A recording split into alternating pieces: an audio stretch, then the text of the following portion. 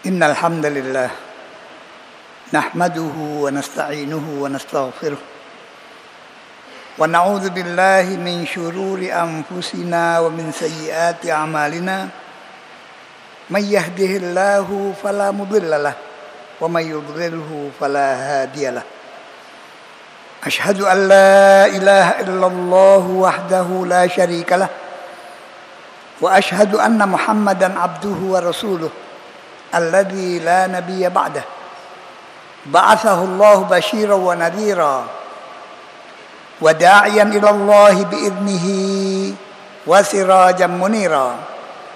Allahumma salli wa sallim wa barik ala nabiyyina Muhammad wa ala alihi wa ashabihi wa man tabi'ahum bi ihsanin ila yaumiddin. Qala Allah Ta'ala fi kitabihil karim wa huwa asdaqul qailin ya ayyuhalladzina amanu taqullaha haqqa tuqatih wa la tamutunna illa wa antum muslimun. Ya ayyuhan nasu taqu rabbakum alladzi khalaqakum min nafsin wahidah wa khalaqa minha zawjaha wa batha minhuma rijalan katsiran wa nisaa'a wattaqullaha alladzi tasaaluna bihi wal arham innallaha kana 'alaikum raqiba. Ya ayyuhalladzina amanu taqullaha wa qulu qawlan sadida yuslih lakum a'malakum wa yaghfir lakum dhunubakum wa may yuti'illaha wa rasulahu faqad faza fawzan 'azima. Hadirin sidang salat Jumat rahimakumullah. Marilah kita selalu bertakwa kepada Allah dalam arti takwa yang sesungguh-sungguhnya, yaitu dengan melaksanakan perintah-perintahnya dan meninggalkan larangan-larangannya. Dan mari kita selalu berusaha untuk meningkatkan takwa kita kepada Allah agar makin hari kita makin dekat kepadanya dan akhirnya kita semuanya digolongkan oleh Allah ke dalam golongan hamba-hambanya yang benar-benar bertakwa kepadanya. Hadirin rahimakumullah. Apabila kita benar-benar bertakwa kepada Allah, banyak janji Allah yang akan diberikan kepada kita sesuai dengan firman-Nya, di antaranya wa may yattaqillaha yaj'al lahu makhraja. Dan barang siapa bertakwa kepada Allah, Allah akan memberikan jalan keluar baginya. Yang kedua, wa yarzuqhu min haitsu la yahtasib. Dan Allah akan memberikan rezeki kepadanya di luar perhitungannya. Wa may yattaqillaha yaj'al lahu min amrihi yusra. Dan barang siapa bertakwa kepada Allah, Allah akan memudahkan urusannya. Karena itu para hadirin sekalian, saya mengajak, mari kita selalu berusaha untuk meningkatkan takwa kita kepada Allah. Hanya dengan takwa kita akan bahagia dan selamat dunia sampai di akhirat. Selanjutnya para hadirin, pada khutbah saya 2 bulan yang lalu, saya membawakan satu hadis yang diriwayatkan oleh Bukhari dan Muslim dari Abi Hurairah. Rasulullah bersabda, kullukum ra' wa kullukum mas'ulun an ra'iyatih fal imamu ra' wa huwa mas'ulun an ra'iyatih wal rajulu ra'in fi ahlihi wa huwa mas'ulun an ra'iyatih wal mar'atu ra'iyatun fi baiti zawjiha wa hiya mas'ulatun an ra'iyatiha wal khadimu ra'in fi mali sayyidihi wa huwa mas'ulun an ra'iyatihi wal ibnu ra'in fi mali abihi wa huwa mas'ulun an ra'iyatihi fa kullukum ra' wa kullukum mas'ulun an ra'iyatihi. Pada kajian yang lalu atau pada khutbah yang lalu, saya sudah membawakan 4 masalah dari 5 itu. Nabi mengatakan tiap-tiap kamu adalah pemimpin dan tiap-tiap kamu bertanggung jawab tentang yang dipimpinnya. Hadis ditutup juga dengan kata-kata maka tiap-tiap kamu adalah pemimpin dan tiap-tiap kamu bertanggung jawab tentang yang dipimpinnya. Berarti kita tidak mungkin melepaskan diri dari tanggung jawab. Pertama dikatakan Nabi, fal imamu ra'. Seorang imam, seorang ketua RT, ketua RW, lurah, camat sampai pangkat yang paling tinggi adalah imam dan dia bertanggung jawab tentang yang dipimpinnya. Kalau bertanggung jawab di dunia mudah para hadirin. Tapi bertanggung jawab di hadapan Allah, ini yang harus benar-benar kita laksanakan dengan baik. Yang kedua, warrajulu ra'in fi ahli. Seorang laki-laki, seorang suami seorang bapak adalah pemimpin di dalam keluarganya dan dia bertanggung jawab tentang yang dipimpinnya. Kita kaum bapak, apakah kita sendirian belum kawin? Apakah kita sudah menjadi suami? Ataukah kita sudah menjadi bapak? Kita punya tanggung jawab yang berat. Kalau kita belum kawin, tanggung jawab kita pada diri kita masing-masing. Tapi setelah kita kawin, kita diwajibkan menyelamatkan diri kita dan keluarga kita dari api neraka. Kita bimbing istri kita, kita didik istri kita. Dia berada di bawah naungan kita. Jangan kita biarkan kalau dia melakukan pelanggaran. Mari kita ajak dia untuk selalu berbuat baik. Dalam hadis banyak dikatakan oleh Nabi. Di antaranya, Allah fin nisa, fa innahunna awanin fi aidikum, akhadtumuhunna bi amanatillah, wastahlaltum furujahunna bi kalimatillah. Bertakwalah kalian kepada Allah di dalam memelihara istri kalian, karena sesungguhnya mereka adalah tanggung jawab di tangan kalian. Kalian jadikan mereka sebagai istri dengan amanat Allah, dan dihalalkan kehormatan mereka bagi kalian dengan kalimat Allah. Jadi istri kita menjadi istri adalah berdasarkan amanat, titipan dari Allah untuk kita. Karena itu kita diperintahkan oleh Allah, oleh Nabi SAW, supaya kita senantiasa menjaga istri kita. Allah fin nisa, fa innahunna awanin fi aidikum, akhadtumuhunna bi amanatillah, wastahlaltum furujahunna bi kalimatillah. Dihalalkan kehormatan mereka bagi kalian dengan kalimat Allah, yaitu dengan ijab dan qabul. Sekarang kembali kepada kita sebagai suami dalam rumah tangga. Sudahkah kita melaksanakan tugas kita dengan baik? Allah mengajarkan, wa'mur ahlaka bis-shalah wastabir 'alaiha. Ajaklah, perintahkanlah keluargamu untuk salat dan tabahlah kamu dalam menghadapi dia. Ini tugas kita masing-masing sekarang. Sudahkah kita membina istri kita? Sudahkah kita mengajak istri kita? Sudahkah kita mengingatkan istri kita apabila dia terlambat sholat? Kalau belum, mari kita mulai pada hari. Karena dia tanggung jawab kita di hadapan Allah.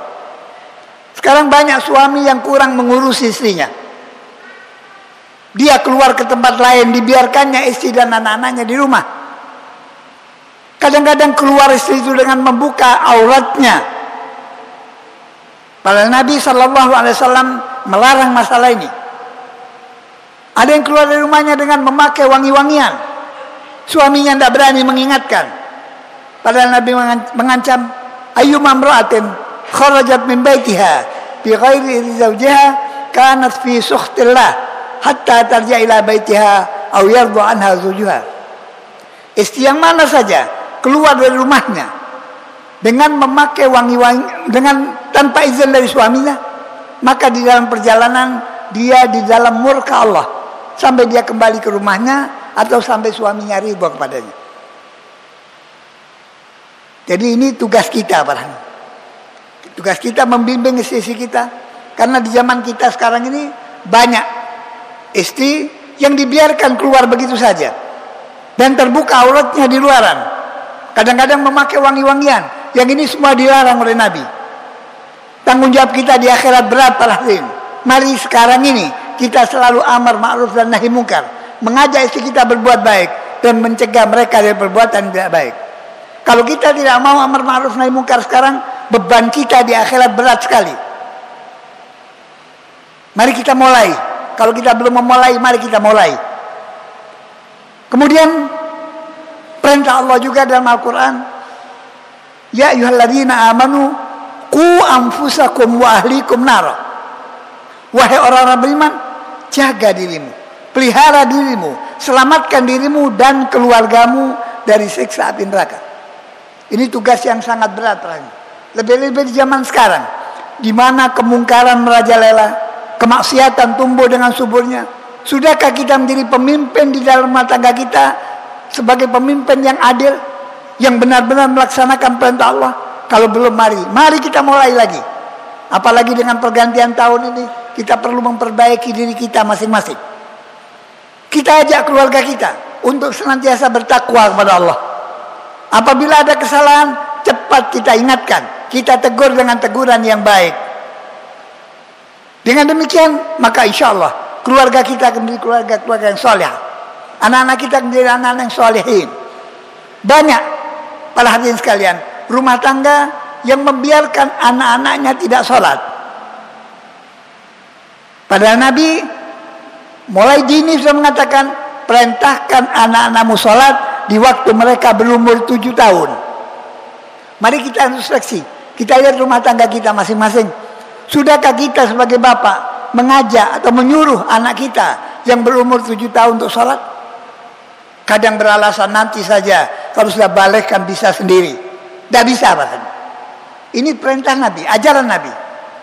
Bahkan dikatakan kalau sampai umur 10 tahun dia tidak mau sholat, pukul dia dan pisahkan tempat tidurnya. Bagaimana Pak? Belum punya sarung, tidak pakai sarung. Belum punya mukna, tidak pakai mukna. Ajarkan gerak yang betul dan bacaan yang betul. Sampai anak itu nanti berusia balik, baru dia bertanggung jawab. Ini pesan Nabi. Muru auladakum bis-shalah wa hum abna'u sab'in. Di waktu mereka berumur 7 tahun.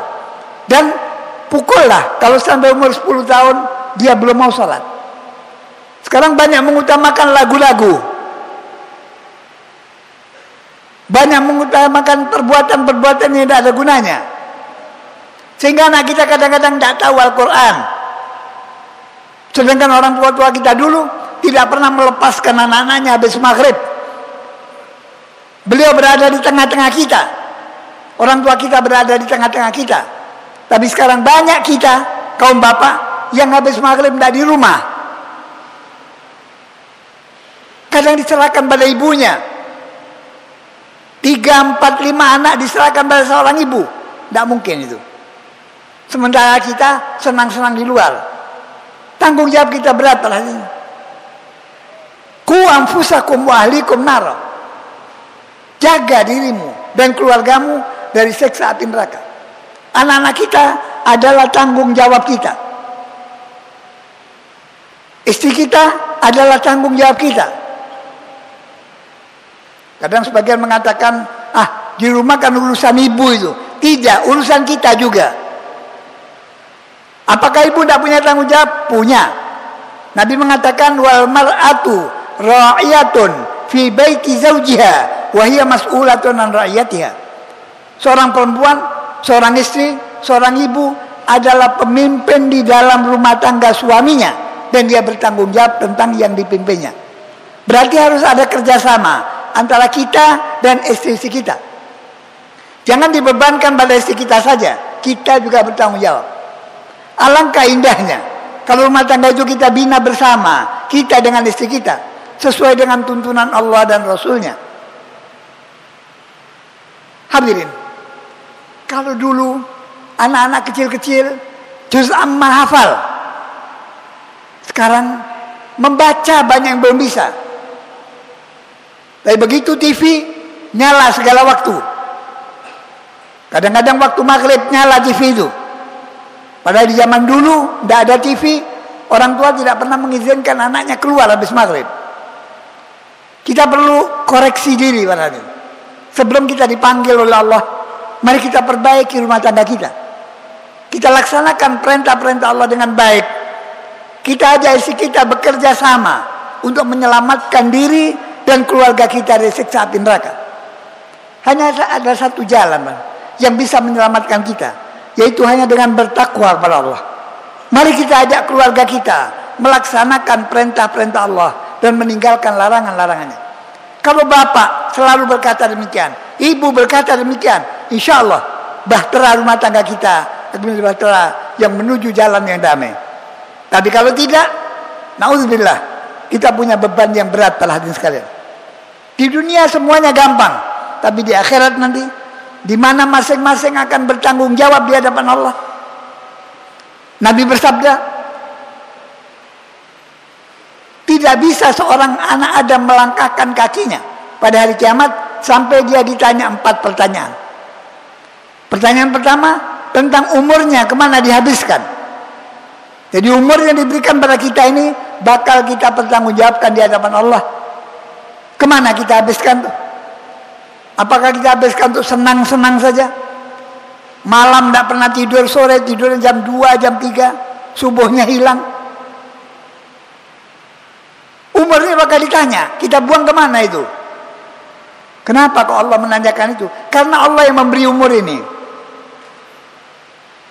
Yang kedua, masa mudanya kemana dihabiskan?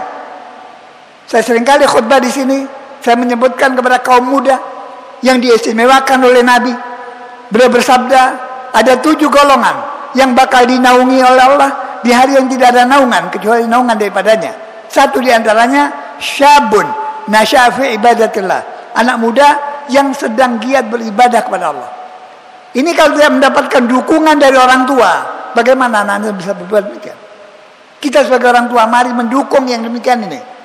Kita berada di belakang mereka, kita membantu apa kekurangan mereka. Jangan kita lepaskan mereka, karena tidak mungkin kita lepas. Kita bakal ditanya oleh Allah. Hadirin, selagi kita hidup, selagi kita masih kuat, mari kita manfaatkan apa yang diberikan oleh Allah kepada kita ini.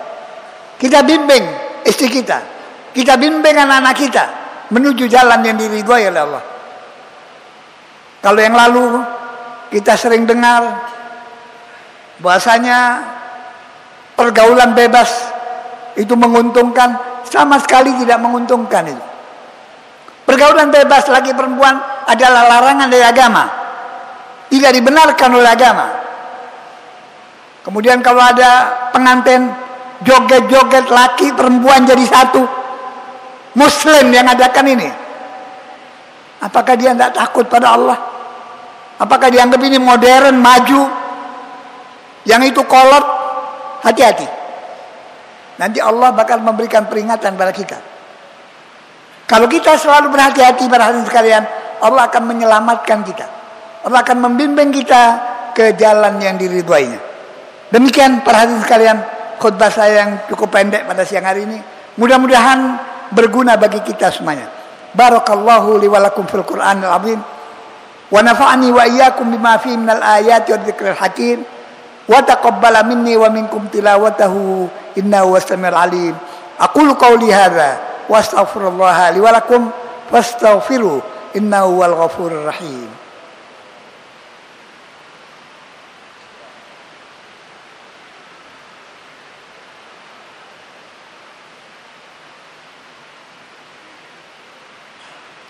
Alhamdulillah alladzi arsala rasulahu bil huda wa dinil haqq liyudhhirahu 'ala ad-din kullihi walau karihal kafirun. Asyhadu an la ilaha illallah wa asyhadu anna Muhammadan abduhu wa rasuluh. Allahumma shalli 'ala Muhammad wa 'ala ali Muhammad kama shallaita 'ala Ibrahim wa 'ala ali Ibrahim innaka Hamidum Majid.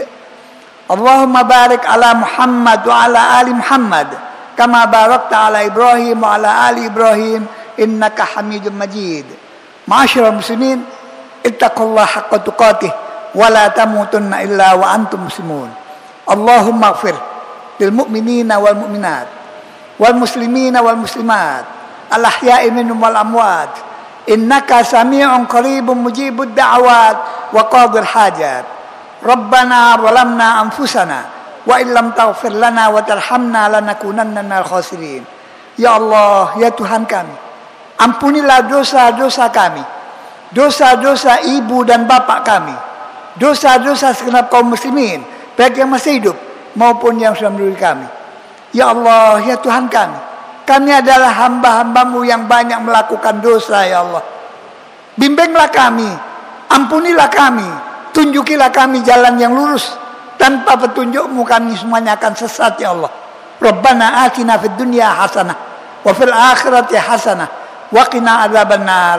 Walhamdulillahi rabbil alamin. Aqimus shalah.